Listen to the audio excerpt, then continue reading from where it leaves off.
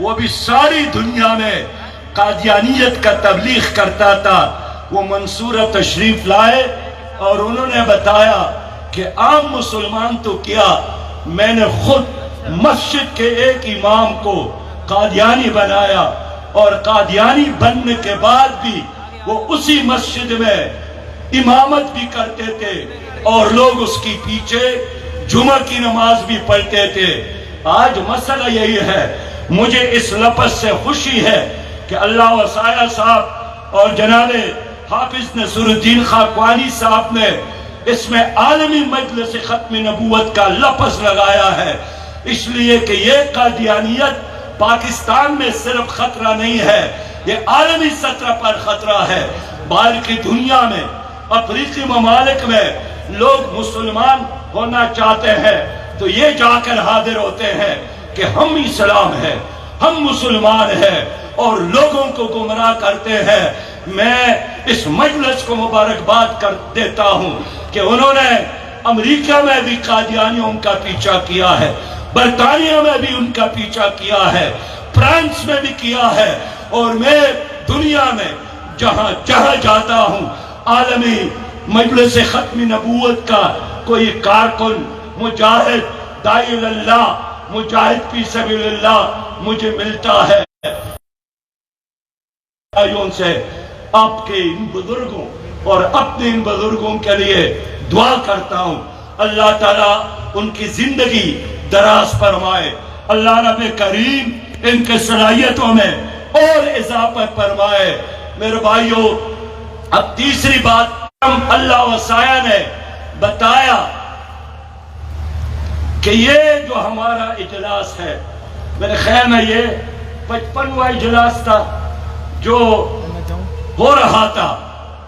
میں نے عرض کیا کہ کاش پاکستان میں اسلامی حکومت ہوتی، کاش پاکستان میں خلافت کا نظام ہوتا، کاش پاکستان میں قرآن اور سنت کی حکمرانی ہوتی، تو آج اللہ وسایہ صاحب کو اور خاقوانی صاحب کو، شاکر صاحب کو اور ہمارے ان علماء کرام کو کوئی اور اہم کام یہ کرتے، لیکن یہ مسئلہ اس وقت لاوارث ہے، یہ تو اللہ ان لوگوں سے کام لیتا ہے، لیکن آج تک ہماری حکمرانوں نے اس مسئلے کو سنجیدہ نہیں لیا، اس لیے کہ پاکستان میں ہر چیز موجود ہے، یہاں اگر کوئی چیز نہیں ہے وہ اسلامی حکومت نہیں ہے۔ لوگوں، میں آخر بات کر کے سوچنے کا موقع دینا چاہتا ہوں کہ یہ جو نبوت ہے یہ جسم اور جسم نہیں ہے، یہ اس نظام کا نام ہے جو قرآن کی صورت میں ہے، جو احادیث کی صورت میں ہے، جو صحابہ کرام کے عمل کی صورت میں ہے۔ تو جب ہم کہتے ہیں کہ وہ خاتم الانبیاء ہے، اس کا مطلب یہ ہے کہ اس نے جو یہاں ایک دن کے لیے اللہ کا نظام نہیں آیا۔ میں قرآن پر ایمان رکھتا ہوں اور آپ بھی، سورہ المائدہ میں اللہ فرماتا ہے وَمَن لَمْ يَحْكُمْ بِمَا أَنزَلَ اللَّهُ فَأُولَئِكَ هُمُ الْكَافِرُونَ، جو اللہ کے نازل کردہ کتاب پر فیصلے نہیں کرتے وہ کافر ہے۔ ہم جب بات کرتے ہیں تو ہم کہتے ہیں میں قسم اٹھاتا ہوں، لیکن اللہ کو قسم اٹھانے کی کیا ضرورت ہے؟ لیکن ہمیں سمجھانے کے لیے فرماتا ہے فَلَا وَرَبِّكَ لَا يُؤْمِنُونَ حَتَّى يُحَكِّمُوكَ فِي مَا شَجَرَ بَيْنَهُمْ، اے پیغمبر تمہارے رب کی قسم یہ لوگ مسلمان نہیں ہو سکتے جب تک اے نبی آپ کو اپنے فیصلوں میں حاکم اور قاضی تسلیم نہ کرے۔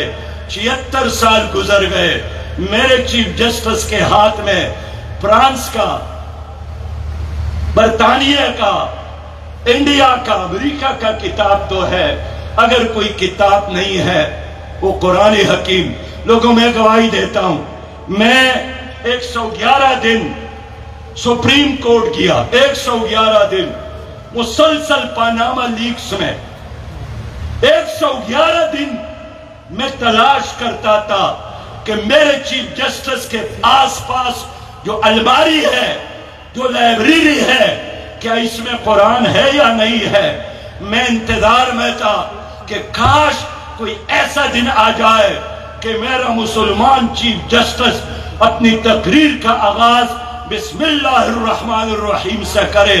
111 دنوں میں نہ میں نے وہاں قرآن دیکھا اور نہ اپنی چیف جسٹس کے زبان سے بسم اللہ الرحمن الرحیم کا کلمہ سنا۔ مجھے بہت افسوس ہوا، مجھے رونا آیا، مجھے اپنی بے بسی پر، مجھے 24 کروڑ مسلمانوں کی اس غلامی پر کہ یہ ہماری عدالت ہے۔ لیکن آج بھی آپ اپنے ہسٹری کو دیکھے 1809 1806 1830 کا وہی ضابطہ دیوانی، وہی ضابطہ فوجداری، ظالموں نے ایک لفظ کمی اور اضافہ نہیں کیا۔ گزشتہ دنوں محترم خاقوانی صاحب وکلا کی چھٹیاں ہوئی عدالتوں کی، میں نے ان سے پوچھا کہ ان دنوں میں اب چھٹیاں کیوں کرتے ہیں؟ انہوں نے کہا کہ انگریز جب تک تو ان دنوں میں چھٹیاں کرتے تھے، عدالتوں کو بند کرتے تھے، تو 76 سال گزرنے کے باوجود بھی ہماری عدالتوں کا نظام ایز اٹ از ہے جس طرح انگریز نے چھوڑا تھا۔ تو جب ہم کہتے ہیں کہ خاتم الانبیاء، اس کا مطلب یہی ہے کہ پھر عدالتوں میں انگریز کے نظام کی بجائے قرآن کا نظام ہونا چاہیے۔ جب آپ لوگوں نے چیف جسٹس کے ہاتھ میں قرآن دیکھا، آپ سمجھے پاکستان آزاد ہو گیا، پاکستان اسلامی بن گیا۔ لیکن یہ نظام جب چیف جسٹس کے ہاتھ میں انگریز کا کتاب ہو، یہی کتاب سے نجات کے لیے مسلمانوں نے پاکستان بنایا تھا۔ میرے دوستو، ہم سب قرآن پر ایمان رکھتے ہیں، تو قرآن میں اللہ نے فرمایا ہے کہ جو سود کرتا ہے میرے ساتھ جنگ کا اعلان کرتا ہے۔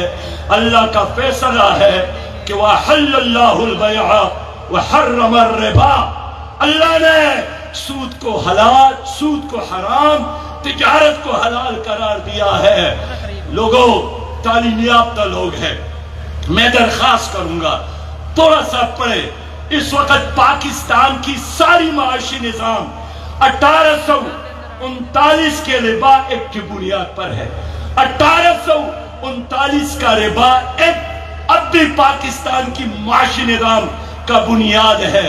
سود کا نظام، بینکوں کا نظام، حال یہ ہے کہ علامہ اقبال نے 1931 میں فرمایا تھا کہ این بنوک این فکر چالاک یہود، یہ بینکوں کا نظام، یہ چالاک یہودیوں کا نظام ہے۔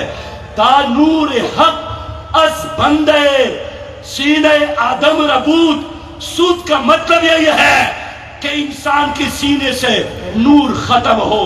اقبال نے فرمایا کہ تاتہ و بالا نہ گردد یہ نظام، جب تک آپ اس نظام کو تباہ اور برباد نہ کرے تو دین و دانش و تہذیب سودائے خام۔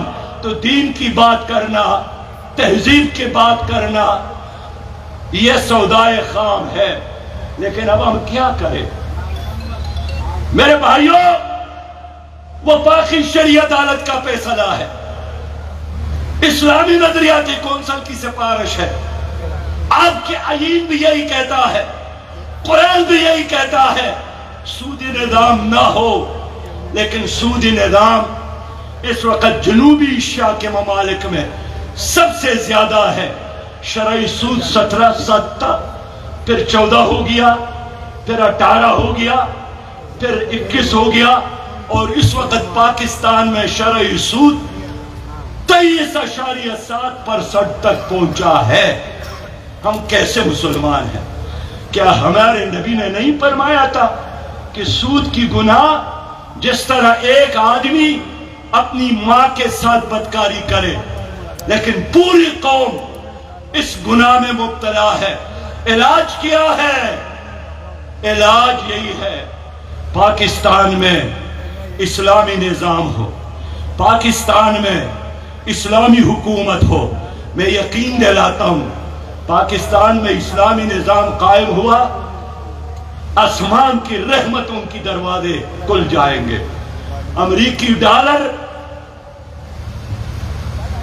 دوسرے ممالک کا خیرات نہیں ہونا چاہیے، مجھے اپنی دین پر عمل کرنا چاہیے۔